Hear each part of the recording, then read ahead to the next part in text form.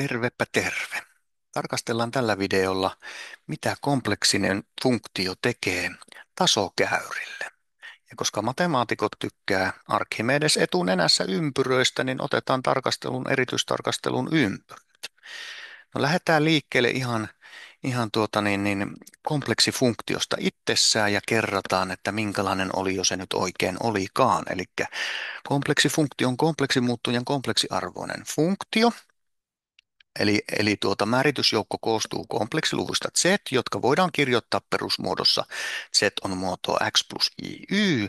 Ja nyt koska funktion arvo jokaisessa z:ssä on myöskin kompleksiluku, merkitään sitä tupla v on fn arvo z:lle, niin sekin voidaan kirjoittaa tämmöisessä perusmuodossa, jonka reaaliosa nyt merkitään ulla ja imaginaariosa on v:llä. Ja nyt tietenkin, kun x ja y muuttuu, niin ilman muutahan sen kuvapisteen reaali- ja imaginaariosa muuttuvat. Eli näin ollen u ja v ovat kahden reaalimuuttujan x ja y reaaliarvoisia funktioita.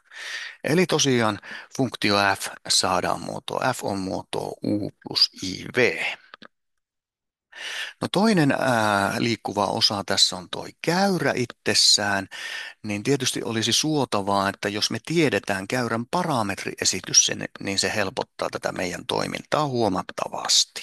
Ja tietysti ympyröllä näin on asianlaita, että me taatusti osataan parametrisoida nämä ympyrät. Mutta yleisesti ottaen tosiaan parametriesitys on tämmöistä muotoa vaikka z-arvolla t, missä t käy läpi arvoja jollakin reaalilukun välillä, sanotaanko a-sta b. Ja tämähän tulee tavallaan siitä, että se käyrä itsessä on tämmöinen yksiulotteinen olio, niin silloinhan yksi parametri riittää kuvaamaan sen arvojen muuttumista. Ja sitä nyt on merkitty tosiaan teellä. No minkälainen se tämä parametriesitys on ympyrän tapauksessa, niin nyt jos C on tämmöinen ympyrä, lukekaa tätä kaavaa nyt geometrisesti, eli z minus z0 itseisarvo on r, niin mitä tämä nyt tarkoittaa? Niin tämähän tarkoittaa geometrisesti kaikkia niitä pisteitä z, joiden etäisyys z0 on rn suuruinen, positiivisen reaaliluvun r suuruinen. No, sehän on juurikin ympyrä, koska ympyrähän tasan koostuu niistä pisteistä, joiden etäisyys jostakin annetusta kiinteästä pisteestä on jokin positiivinen luku, jota sanotaan ympyrän säteeksi. Eli näin ollen me voidaan kirjoittaa toi käyrän C-parametriesitys tämmöisessä muodossa, että Z-arvolla T on Z0 plus R kertaa E-potenssiin IT, ja nyt me halutaan kiertää koko ympyrä kertailleen, niin tietysti on yhdentekevää, että mistä pisteestä me lähdetään liikkeelle, mutta me voidaan lähteä nyt vaikka T-arvolla miinus pi sieltä eteenpäin ja liikutaan sitten aina sillä piihin saakka, niin silloin me saadaan täysi kierros kierrettyä. No mistä tämä tulee, niin tämä voidaan ottaa joko tämmöisenään tai sitten voidaan ajatella tämän ihan tuolla yksikköympyränkin kautta, että jos me tiedetään, että mikä yksikköympyrän parametriesitys on, niin eksponenttiesitys on niinkin yksinkertainen, kun z-arvolla t on e-potenssiin it, josta taas sen Eulerin kaavalla saadaan, että tämä on kosini t plus i kertaa sini t, missä t saa arvoja välillä miinus piistä piihin. Että jos tämä tiedetään, niin miten me päästäisiin tähän yleiseen ympyrän yhtälöön, niin siihen tai parametriesitykseen, niin siihen päästään kahdessa vaiheessa. Venytetään aluksi tätä nyt r-llä. Eli jos me tiedetään, että yksikköympyrällä eli orikokeskinen ja säde on 1, niin jos me halutaan joku muu kuin yksi säteeksi, niin kerrotaan tuota parametriesitystä r-llä, niin sillähän me voidaan niin kuin skaalata sitä etäisyyttä sopivaksi. Eli saataisiin toi r kertaa e-potenssiin it. No tämän jälkeen me ollaan edelleenkin, oriko on keskipisteenä. No miten me saadaan keskipisteeksi joku muu kuin oriko, niin siirretään nyt sitä näin saatua ympyrää oikealle kohdalleen, eli lisätään siihen z0. Niin tällä tavalla ajateltuna me voidaan tosiaan tuo yleinen parametriesitys määrätä. Näin. No otetaan tämmöinen yksinkertainen esimerkki, että meillä on tämmöinen kompleksifunktio kuin fz on 1 per z toiseen, eli tämmöinen toisen asteen rationaalifunktio. Meillähän on ollut luennolla esimerkkejä, jossa meillä on ensimmäisen asteen rationaalifunktio, joita tämmöisiksi bilineaarifunktioiksi kutsutaan, niin näillähän oli semmoinen veikeä ominaisuus, että se kuvaa ympyrät ympyröiksi tai suoriksi, mutta katsotaan nyt vähän tämmöistä erilaisempaa tapausta ja katsotaan, että mitä tämä tekee kahdelle erilaiselle ympyrälle. Eli A-kohdassa meillä on ympyrä tai yhtälö zetan itseisarvo on yhtä kuin puoli.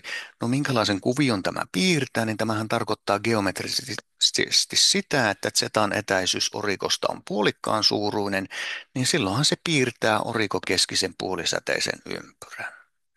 No kun taas tuossa B-kohdassa taas sen z miinus yhden itseisarvo on ykköstä, niin tämähän geometrisesti tarkoittaa kaikkia niitä pisteitä z, joiden etäisyys pisteestä 1 on ykkösen suuruinen, eli tämähän piirtää silloin ympyrän, jonka keskipiste on tuolla reaaliakselilla pisteessä 1, 0, ja säde on ykkösen suuruinen.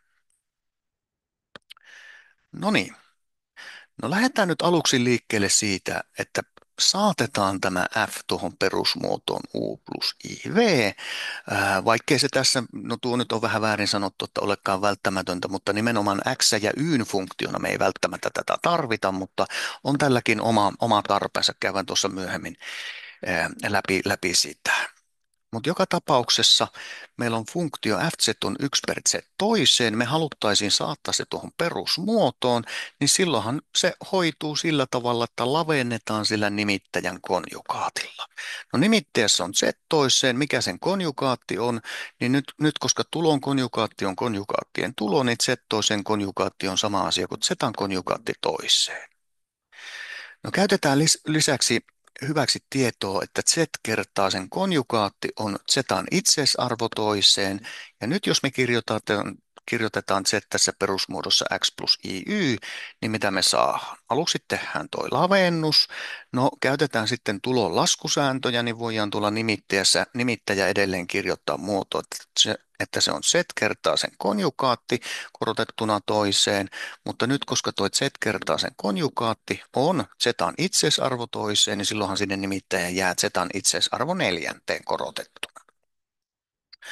No laitetaan nyt zetan paikalle tosiaan tuo x plus iy, niin silloinhan tuolla osoittajassa tuo konjugaatti on x miinus iy, ja jos tämä korotetaan toiseen, niin käytetään binomin neliön kaavaa, saadaan x toiseen miinus 2 kertaa x kertaa miinus iy, tai siis kertaa iy, eli miinus 2xyi, ja sitten plus i kertaa y korotettuna toiseen. No nyt koska i toisi on miinus 1, niin silloinhan me saadaan tuo vietyä tuonne reaaliosaan ja sitten imaginaariosaan jää kaikki se, missä on iitä mukana. Nimittäjässähän ei esiinny enää sitä iitä, koska lavennettiin sillä nimittäjän konjugaatilla. Eli näin saadaan tämän kaltainen muoto, että fn reaaliosa u, x ja yn funktiona on muotoa x toiseen minus y toiseen jaettuna x toiseen plus y toiseen korotettuna toiseen, ja imaginaariosa v on tuosta luettavissa miinus 2 kertaa x kertaa y jaettuna x toiseen plus y toiseen korotettuna toiseen. Näin.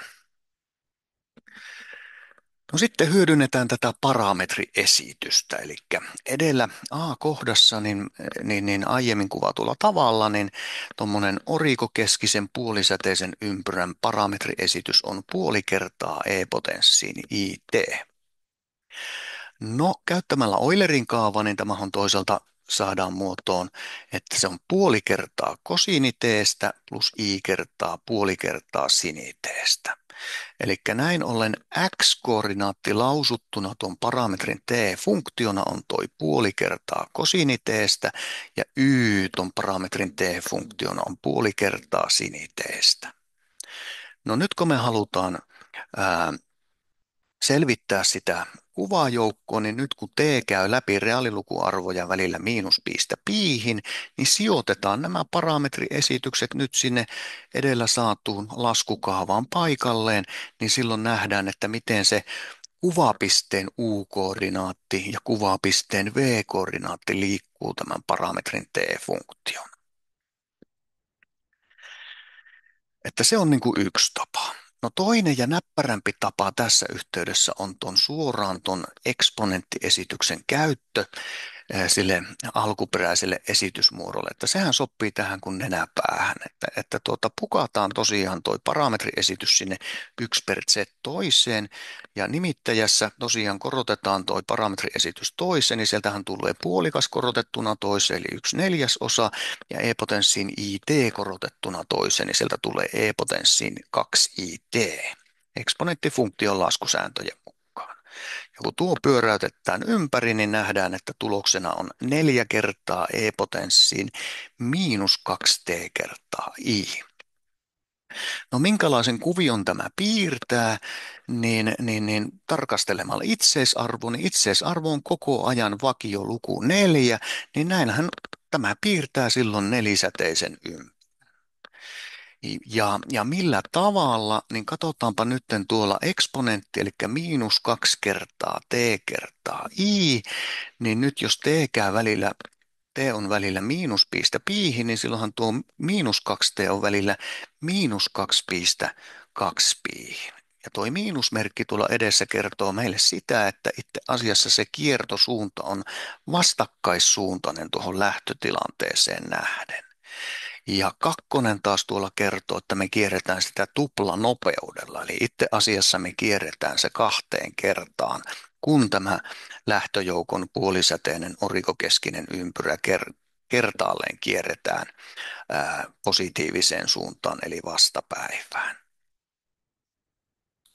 No tähän on piirtänyt kuvan. Tämä nyt on vähän ehkä köpöä mennyt tuo lähtöjoukko vähän pikkuseksi, mutta kun piti saada mahtumaan tähän yhdelle kalavolle, niin tuossa on tosiaan piirrettynä orikokeskinen puolisäteinen ympyrä, ja sitten kun sitä kuvataan tänne UV-tasoon, niin nähdään, että tuloksena on orikokeskinen neljäsäteinen ympyrä. Ja vieläpä sillä tavalla, että jos tosiaan tässä alkuperäisessä ympyrässä lähdetään käpsyttelemään tätä täällä positiiviseen kiertosuuntaan, eli vastapäivään, niin mitä tapahtuu täällä toisella puolella, niin täällähän mennäänkin itse asiassa myötäpäivään. Ja vieläpä 2 kertaan, eli yksi kierros ei riitä, vaan kierretään se 2 kertaan. No ehkä tämä näppärämmin näkyy tämmöisessä GeoGebra-animaatiossa, jota nyt kurkataan seuraavaksi. Perhana tuo AI-assistantti tulee tuolta silmille jatkuvasti, että AIsta on paljon hyötyä, mutta nyt on menty liian pitkälle, että se koko ajan työntyy tuolta essiin, enkä minä oikein sitä halua. No ehkä vika on toiselta käyttäjässäkin. Mutta oli miten oli, niin tässä nytten meillä on tämä animaatio. Ja tämä on siinä mielessä mukava, että tästähän näkee, että mitä matikkaa tämä on syönyt sisäänsä, eli lähtöjoukkohan oli orikokeskinen puolisäteinen ympyrä, niin täällä nyt on käytetty tuota parametriesitystä tuolle ympyrälle, se on piirretty tuohon kuvaan noin. Ja kuvajoukko taas sen, niin kuin tuolla edellä pääteltiin, vaikka meitä tätä niin kuin tässä vaiheessa välttämättä animaation osalta tarvittaisiin, mutta on se ihan kiva, että se on piirretty näköiselle, eli meillä on orikokeskinen neljäsäteinen ympyrä, niin sen parametriesityshän on x-koordinaatti on 4 kertaa cosine t ja y-koordinaatti on 4 kertaa sin t. Ja t laukkaa nyt miinus piistä piihin. Ja otetaan nyt piste P tuolta lähtöjoukosta, niin nyt on laitettu se tuonne miinus piihin, eli lähdetään tuolta pisteestä miinus puolikas nolla liikkeelle. Nyt hyödynnetään tosiaan sitä XY-muotoista esitystä sille koordinaattifunktiolle U ja V, niin nehän laskettiin tuolla edellä, että ne oli tämän näköistä muotoa, ja nyt tämä kone laskee sillä tavalla, että pukataan nyt tosiaan tuonne X ja Yn paikalla ne vastaavat parametriesitykset, sekä Ulle että Vlle, ja sitten muodostetaan piste C siltä kuvajoukosta, laittamalla noihin koordinaatteihin noin kyseiset A- ja B-pisteet. Eli jos lähtöjoukossa oltiin pisteessä miinus puolikas 0, niin silloin täällä kuvapiste on tuolla pisteessä 4, 0. No niin. No lähdetään sitten tätä pyörittämään, niin katsotaan mitä tapahtuu. Niin nyt kun se piste P alkaa pyörimään täällä, lähtöjoukossa tuonne vastapäivään, niin nähdään, että no se nytkin lähtee sitten pomppaa takaisin tuolta toisesta päästä, niin nähdään, että toi kuvapiste pyörii toiseen suuntaan. Ja nähdään myös, että se menee tuplanopeudella. Eli nyt pyörähettiin kerran ja sitten vielä toinen puolikas tulee täyteen tuossa vaiheessa. Ja sama toiseen suuntaan. Eli on hyvin havainnollisesti nyt käydään läpi, että mitä siinä tapahtuu, kun otetaan mikä tahansa piste P sieltä lähtöjoukosta, niin mihin se kuvautuu se vastaava kuvapiste ja miten se siellä pyörii. Mä nyt on selvyyden vuoksi tämän pannut samaan koordinaatistoon. No yksi syy on tietysti se, että en minä osannut tätä muutenkaan tehdä, mutta toisaalta tämän pystyy nyt hyvin visualisoimaan tässä, että kun ne on tuossa samassa tasossa. Eli tällä tavalla. No siirrytään sitten sinne B-kohtaan. No menetellään samalla tavalla, eli nyt meillä pitää tietää se parametriesitys sille keskipisteenä yksi piirretylle yksisäteiselle ympyrälle, niin sen parametriesityshän edellä todetun nojalla on z-arvolla t on 1 plus e-potenssiin it, ja jos tähän Eulerin kaavaa käytetään, niin saadaan, että x-koordinaatti on 1 plus kosiini t:stä ja y-koordinaatti on sini t:stä. Eli tämän jälkeen nämä X- ja Y-parametriesitykset voitaisiin pukata sinne alkuperäiseen esitysmuotoon. Niin kuin itse asiassa edelläkin tuo GeoGebrassa tehtiin, niin saadaan sitten piirrettyä parametrin T-funktiona se kuvaan joukko. No toinen tapa on suoraan tämän eksponenttiesityksen hyödyntäminen, ja käydään tätä nyt tarkemmin tässä läpi. Mutta tässäkin tämä niin kuin matemaattinen manipulointi on hyödyllistä.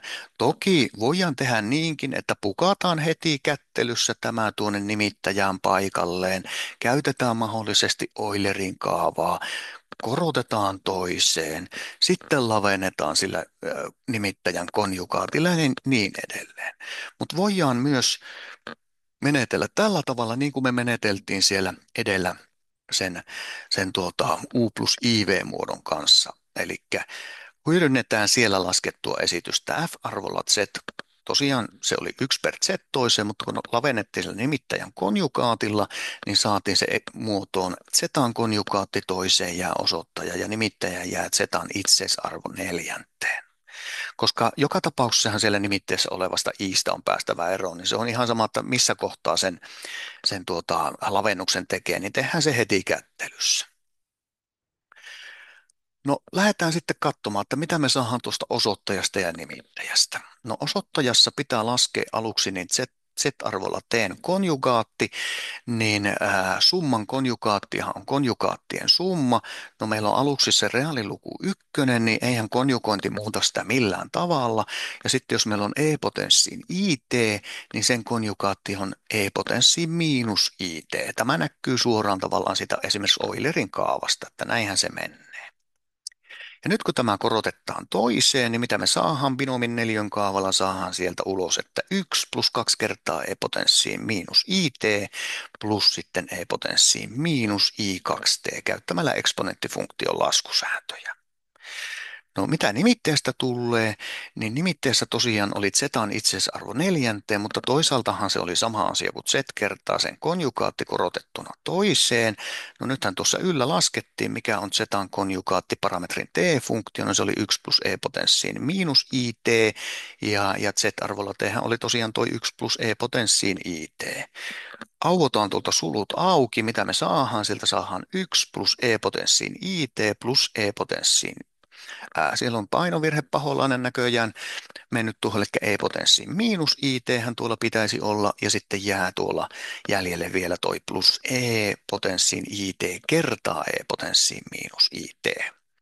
No edelleen eksponenttifunktion laskusääntöjen mukaan tästä jälkimmäistä termistä jää 1 jäljelle, ja Eulerin kaavasta saadaan, että e-potenssiin it plus e-potenssiin miinus it on 2 kertaa kosiini t:stä.